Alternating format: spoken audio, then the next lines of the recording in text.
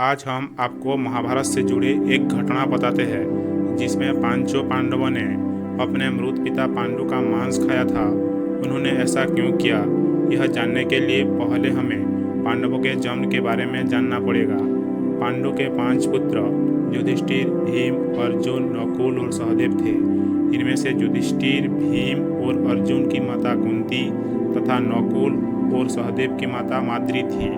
पांडु इन 5 पुत्रों के पिता तो थे, पर इनका जन्म पांडु के वीर्य तथा संभोग से नहीं हुआ था, क्योंकि पांडु को श्राप था कि जैसे ही वो संभोग करेगा उसकी मृत्यु हो जाएगी। इसीलिए पांडु के आग्रह पर यह पुत्र कुंती और माद्री ने भगवान का आवाहन करके प्राप्त किए थे। जब पांडु की मृत्यु हुई तो उसके मृत शरीर का मांस पांचों भाइयों ने मिल बांट कर खाया था। उन्होंने ऐसा इसलिए किया क्योंकि स्वयं पांडु की ऐसी इच्छा थी। उसके पुत्र उसके वीर्य में पैदा नहीं हुए थे, इसलिए पांडु का ज्ञान कौशल उसके बच्चों में नहीं आ पाया था। इसीलिए उसने अपने मृत्यु पूर्व ऐसा वरदान मांगा था कि उसके बच्चे उसके मृत्यु के पश्चात उसके शरीर का मांस मिल बांट कर खा ले, ताकि उसका ज्ञान बच्चों में स्थानांतरित हो जाए। पांडवों द्वारा पिता का मांस खाने के संबंध में 2 मान्यता प्रचलित है। प्रथम मान्यता के अनुसार मांस तो पांचों भाइयों ने खाया था, पर सबसे ज़्यादा हिस्सा सहदेव ने खाया था।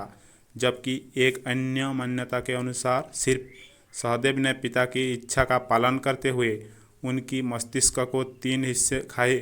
पहले टुकड़े को खाते ही सहदेव का इतिहास का ज्ञान हुआ, दूसरे टुकड़े को खाने पर वर्तमान का और तीसरे टुकड़े को खाने का भविष्य का। यही कारण था कि सहदेव 5 भाइयों में से सबसे अधिक ज्ञानी था और इससे उसे भविष्य में होने वाली घटनाओं को देखने की शक्ति मिल गई थी। शास्त्रों के अनुसार श्री कृष्ण के अलावा वो एकमात्र ऐसा शख्स था जिसे भविष्य में होने वाली महाभारत के युद्ध के बारे में संपूर्ण बातें पता थी।